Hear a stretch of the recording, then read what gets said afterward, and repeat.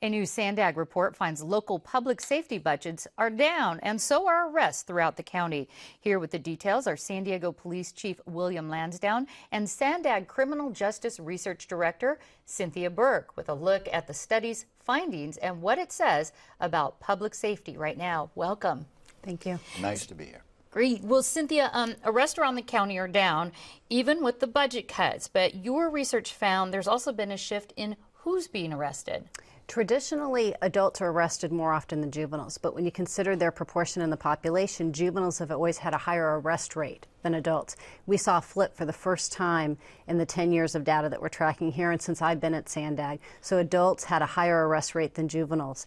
And we saw that also in other counties across California. What do you think is behind this shift? You know, I think that it's hard to say one reason. If I had to make a hypothesis, I'd say that law enforcement's had fewer resources, especially over the past 4 or 5 years. We know crime's been going down, so that's a function of it. But I also think when you look at the switch, it's because the officers are having to make tough decisions about where do they put their resources.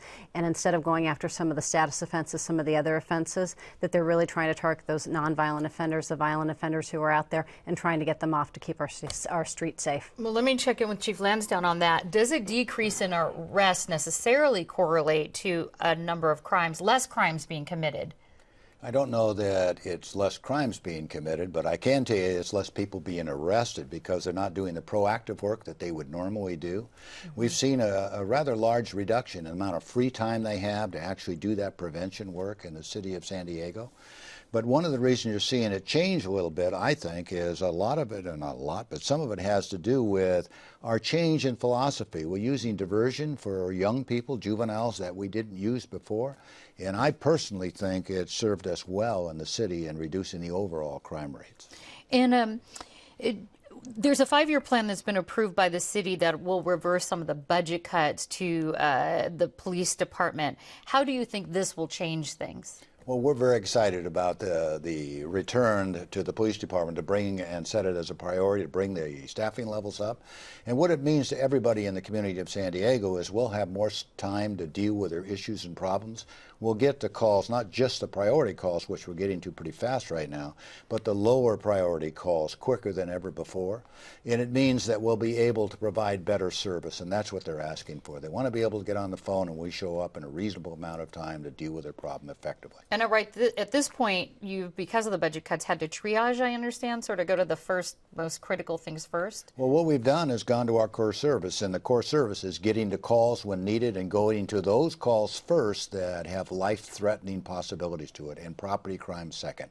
It's the property crimes where people are making the largest complaint that we're not getting them in quick enough. Okay. And just to add to that, 90% of crime is property crime. So it is most of the crime that is reported. Most of the crime not being able to have the resources to get there.